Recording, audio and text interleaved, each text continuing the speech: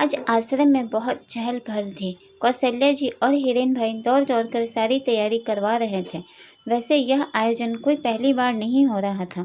उनके यहाँ अक्सर कुछ दयालु भावुक लोग अपने बच्चे का जन्मदिन अनाथ आश्रम में मनाने चले आते और बच्चों में फल, मिठाई, कपड़े, खिलौने बांट जाते। साथ ही आश्रम की आर्थिक मदद भी कर जाते। कौशल्या जी को प्यार से बच्चे उन्हें यशोदा जी भी कहते। काम यशोदा वाला ही था उनका। वर्षों संतान सुख से वंचित रहने पर उन्होंने अपनी इस पुश्तैनी जमीन पर यह अनाथ आश्रम खोल दिया था। उन्हें बच्चों के दुख के आगे अपना दुख कम लगता। तभी हॉर्न बजा और अनाथ आश्रम के सब कर्मचारी और बच्चे गेट के पास स्वागत के लिए खड़े हो गए। सभी बच्चों ने नए कपड़े पहने थे। फिर शुरू हुआ जश्न। केक, गुब्बारे, चॉकलेट, मिठाई, खिलौने और गाना बजाना। बच्चों ने खूब मस्ती की और उस बच्चे को जिसका जन्मदिन था ढेर सारा बधाइयाँ भी दी। आश्रम की परंपरा अनुसार एक गिफ्ट भी बच्चों के द्वारा दिलवाया गया। पार्टी खत्म हुई। सब अपने अपने कमरे में सोने चले गए। कौशल्या जी और हिरेन भाई भी काम काज निपटा कर बच्चों के सर पर हाथ फेर सोने चले गए। कौशल्या जी को सारे बच्चे उदास से दिखे। कोई खिलौने और चॉकलेट मिठाई की तरफ देख भी नहीं रहा था। सब अपने अपने बिस्तर पर गुमसुम पड़े थे। उन्होंने सोचा थक गए हैं शायद, लेकिन रात को बच्चे की खुसुर पुसुर सुन कौशल्या जी की नींद खुल गई। दबे कदमों से जाके देखा तो सारे बच्चे राजू को, जो कि आश्रम में सबसे बड़ा, समझदार और पहला बच्चा था, उसके पास बैठे सिसक रहे थे और राजू उनको समझा रहा था। 6 साल का गोलू बोला, राजू भैया देखा आपने वह बच्चा कैसे अपनी मम्मी के हाथ पकड़कर नाच रहा था। उसके मम्मी पापा कैसे उसे लाड कर रहे थे। 7 साल का पप्पू बोला, राजू भैया हमारे मम्मी पापा क्यों नहीं हैं, कहाँ चले गए हमें छोड़कर। अगर आज होते तो हमें भी ऐसे ही लाड करते ना।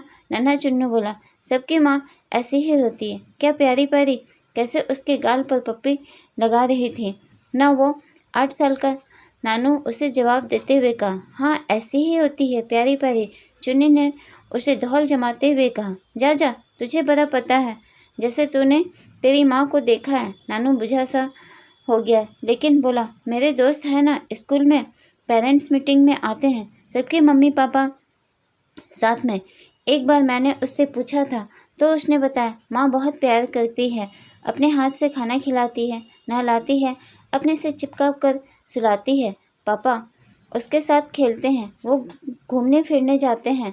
रात को वे दोनों के बीच में सोता है। सब बच्चे उसकी बात ऐसे सुन रहे थे जैसे नानू के दोस्त की जगह वे खुद अपने माँ बाप के साथ हों। यह देख कौशल्या जी की रुलाई फूट पड़ी, मुंह में पल्लू भरकर वहाँ से चली गई। तभी अर्जुन बोला, हाँ राजू भैया, एक दिन अपने आश्रम के पीछे रहने वाली आंटी और उनके बच्चे को मैंने साथ खेलते देखा। मैंने एक दिन झांक झांक कर उनका घर भी देख लिया था। घर ऐसा ही होता होगा ना। राजू चुप था। क्या बोलता, कैसे समझाता, जब आज तक अपने आप को समझा नहीं पाया। 15 साल पहले कोई इसी चौखट पर उसे छोड़ गया था, क्यों नहीं जानता। तब से यही घर, यही माँ बाबा, उसके बाद कितने ही बच्चे आए। कोई झाड़ियों में मिला, कोई नाली में, कुछ के माँ बाप किसी दुर्घटना में खत्म हो गए। हर एक की अलग अलग कहानी, लेकिन सबका साझा दुख माँ की याद, जो हर दिन झुलसा जाती। जिन्होंने माँ को देखा उन्हें भी, जिन्होंने नहीं देखा उन्हें भी। हर बार किसी बच्चे को उसकी माँ के साथ देखकर मन जाने कैसा कैसा हो जाता है, बता नहीं सकता। बच्चों के बुझे हुए चेहरे देख कर उन्हें सांत्वना देता हुआ बोला, चलो चलो बेफालतू में दिमाग मत खराब करो। घर माँ क्या लगा रखा है, क्या यह घर नहीं है। देखो पीछे वाली आंटी के घर से ज़्यादा कमरे हैं। तभी उछलती कूदती गुड्डी बोली, कल हमारे स्कूल में मदर्स डे था। कल रविवार है ना, तो 2 दिन पहले ही मना लिया गया। खूब मज़ा आया। राजू के दिमाग में कुछ कौन था, उछलते हुए बोला, हम भी मदर्स डे मनाएंगे। सब बच्चे एक साथ बोले, लेकिन हमारी माँ तो है ही नहीं। राजू बोला, क्यों यशोदा जी नहीं है क्या हमारी माँ। क्यों चुन्नू, सबसे छुपा कर तेरे लिए मलाई कौन रखता है। क्यों गुड्डी, तेरे बीमार होने पर रात रात भर तेरे सिराने कौन बैठता है। चोट लगने पर कौन माथा सहलाता है। कौन मनपसंद की चीज़ें बारी बारी से बनाता है? रूठने पर कौन मनाता है? रात को कहानी लोरी कौन सुनाता है? पढ़ाई में मदद कौन करता है? घूमने कौन ले जाता है? बोलो बोलो, माँ भी तो यही सब करती है ना? सब बच्चे खुशी से बोले, यशोदा जीजी और हिरेन दादा। और कौन? हाँ हाँ, राजू भैया, हमारे माँ बाबा हैं, हमारी भी माँ है। अचानक सबके चेहरे चमक उठे।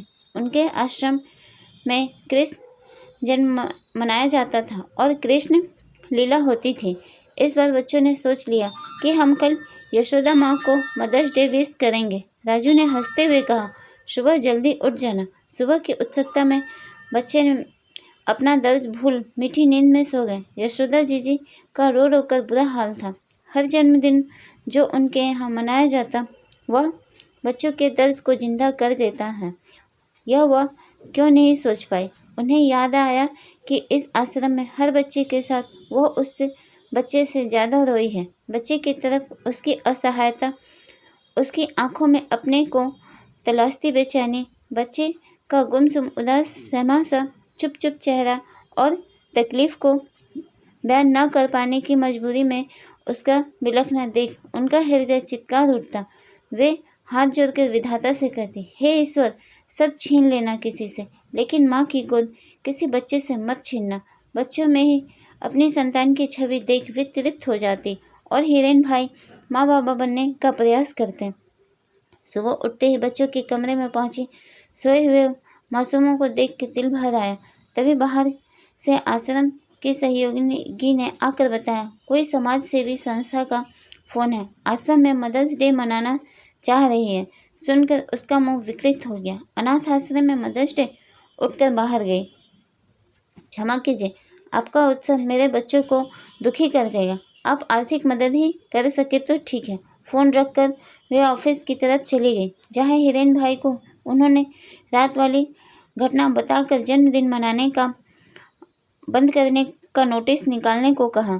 सभी बच्चे फुर्ती से उठ खड़े हुए। अपनी अलमारी से जो भी रंग कुची, मोती, सिक्के, चमक, लड़ियाँ, रिबन थी निकाल लाए। राजू पहले से ही तैयार बैठा था। सबने मिलकर एक बड़ा सा कार्ड बनाया और उस पर लिख दिया, हमारी माँ यशोदा माँ। एक दूसरे से छुपा कर रखी चॉकलेट निकाली तो सब एक दूसरे के छुपे खजाने को देखकर हंसने लगे। उधर यशोदा जी हैरान थी कि रविवार को देर से उठने वाले नन्हे शैतान आज इतनी सुबह कैसे। दरवाजा भी अंदर से बंद है। तभी दरवाजा खुला और वे क्या देखती हैं, नन्हे नन्हे हाथों में एक बड़ा सा कार्ड थामे बच्चे चले आ रहे हैं। आंखों में आ गए आंसू की वजह से कार्ड पर क्या लिखा है वे देख नहीं पाए, लेकिन उन मासूमों की आंखों में क्या लिखा था उसे पढ़ने के लिए किसी भाषा की जरूरत नहीं थी। उन्होंने दौड़कर बच्चों को गले लगा लिया और उन्हें चूमने लगी। दोनों तरफ कई जोरी आंखों से बहते आंसू ने मन का सारा विषाद धो डाला। तो दोस्तों, आपको ये कहानी कैसी लगी, प्लीज़ मुझे कमेंट के माध्यम से अपने विचार व्यक्त करें। अगर मेरे चैनल पर नए हैं तो मेरे चैनल को सब्सक्राइब कर लें। मैं आपके लिए ऐसे ही कहानी लाया करती हूँ। तो मिलते हैं अगले वीडियो में। तब तक के लिए नमस्कार, धन्यवाद।